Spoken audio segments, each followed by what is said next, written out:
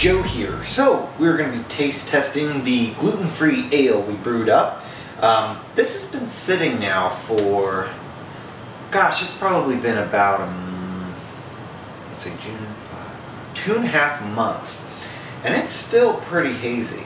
I've had some folks that came into the shop, brewed this beer, said it turned out crystal clear.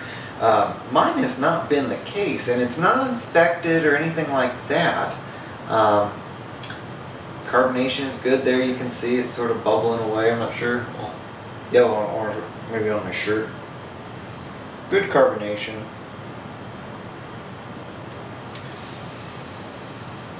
It's got a nice aroma to it.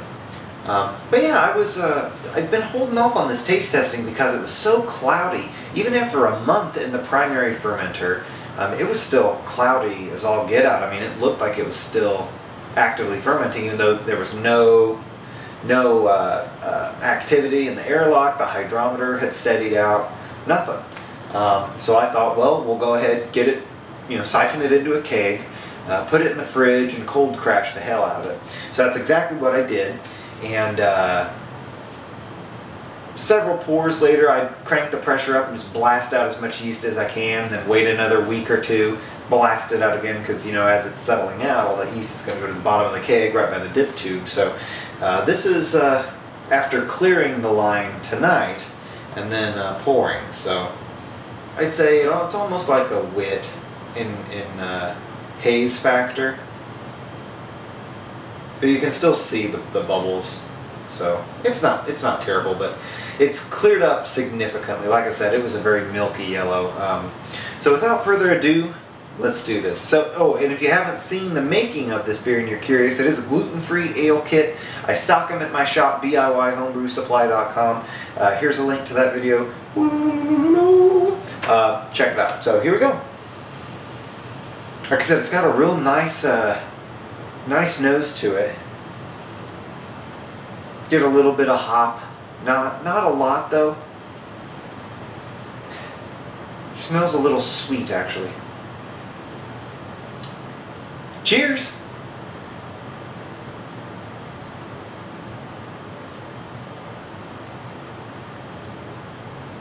Okay, so you definitely have a you can taste the cascade in there. You get that citrusy sort of presence to it. It's got a tartness to it, not like a sour tartness, but this is actually something I found interesting. Before tasting this beer, I've tasted several other sorghum-based beers, like 5 or 6 actually, and they all have this tang to them. They've got a little bit of a bite that like a barley-based beer doesn't. And that's true with this one too. And I think that's what kind of that tangy bite is to it.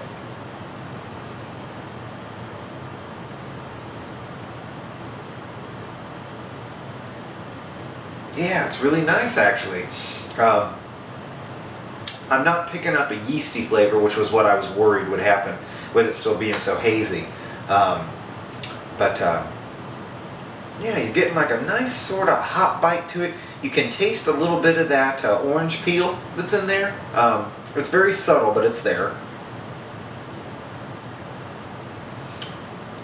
The sorghum it has a very particular flavor. If you've never tried a sorghum beer, go out and try one. There's actually several of them out, and I didn't know about that at all until I made this kit, and I had people tell me, "Oh, have you tried this one? Have you tried this one?" I didn't realize that it was picking up, which is cool, gluten-free for folks with celiac or anything, or just trying to avoid gluten in their diets. It is an option. It does taste a little different though. It's not like in my opinion, it's not like a traditional beer. I'm not sure I could make a sorghum stout. I don't even think you can darken them that far because you couldn't use any specialty malts in it because malts have gluten, they're grain. So sorghum, completely different ball of wax. This recipe had 3.3 pounds of the sorghum, Cascade hops. It had a orange and lemon peel edition, Whirlflock tablet, and yeast, and that was it. I thought it would be turning out maybe almost like a Blue Moon type, you know, maybe a little bit of, you know, that citrusy character, or maybe more like a Belgian or something like that. Oh, because it also had Belgian candy sugar in it. That's right. And I think that the Belgian candy sugar is helping with the alcohol content. I can't really taste it like I did when I made it. I actually tasted some of it just to see what that particular one tastes like. I'm not picking up on the flavor of the sugar in here, really. Maybe just a hint. Maybe that's that residual sweetness I've got on my tongue. But it's actually a really nice beer.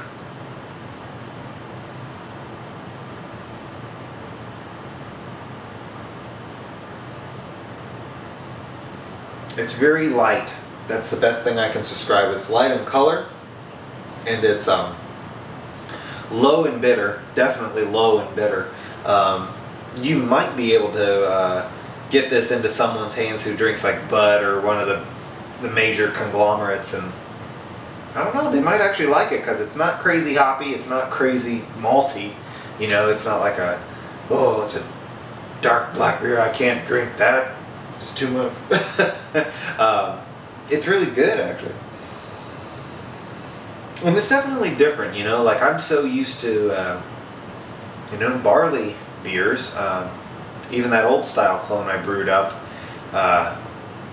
it's, you know, barley has a flavor to it, so you get used to beers tasting like that. It is kind of refreshing to have something that's just completely in a different ballpark.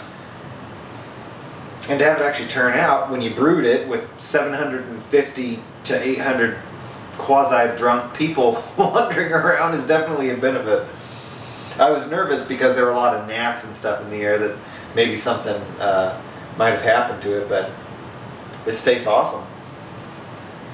But yeah, go out and try a sorghum-based beer. See if it's a flavor profile you like. And like I said, I've got these kits at my shop, so visit the website and pick one up if you're interested.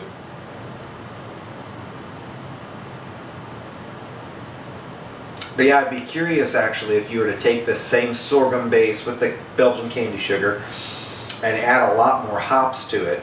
Maybe turn it into a sorghum-based IPA. I'm not sure if maybe the citrusy bite of all those hops would pop sort of that tang of sorghum even further. It might almost become a little bit overwhelming and sort of like in your face citrus tang brightness. But that could be actually an interesting experiment. Yeah, if anyone else has experience, YouTube land, with sorghum-based beers, or you got a good recipe or something, definitely post some comments down below. And wow, this is actually much higher carbonated than I'm typically used to. I'm not a big fan of beers that make me burp a lot, but you know, it's fitting. It's fitting. It's expressing on my tongue. I can taste a little bit of that, what, carbonic acid, I think is what it is. The CO2 expressing on your tongue makes a little burn. Got that going on. You've got like the cascade, citrus. You've got that tang. It's nice. But anyway, what I was saying is if yeah, anyone's got recipes or you know, if you've brewed extensively with sorghum, I'd actually be really interested in reading some comments about, you know, what you've done differently. Just keeping it completely gluten-free. Just because that's something I'm very unfamiliar with, so I would welcome information. Please let me know. And if there's any good resources out there, again, let me know. I know there's a Facebook page out there guys got going, and it's all gluten-free beers and meads and stuff like that. And I can't. He sent me an email a long time ago, and I visited it briefly, and I thought it was interesting, but I never went much past that because I never had to brew gluten-free. So I figured, yeah, well, I'll brew what I know. But yeah, I'd be really interested in learning a little bit more about this, seeing what other variants there are out there. So, but yeah, check it out. Gluten Free Ale Kit, Brewer's Best Kit. Actually, you can get it at BIY Homebrew Supply. .com. It's a really nice kit. It's definitely something different, so I'd give it a try. You know, with brewing, I found the biggest thing is education. You think you know a whole lot, and something comes along, and you realize that you got the tip of the iceberg covered.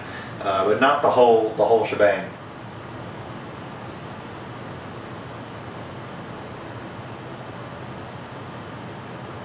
Yeah, I'm not sure this keg is going to last very long.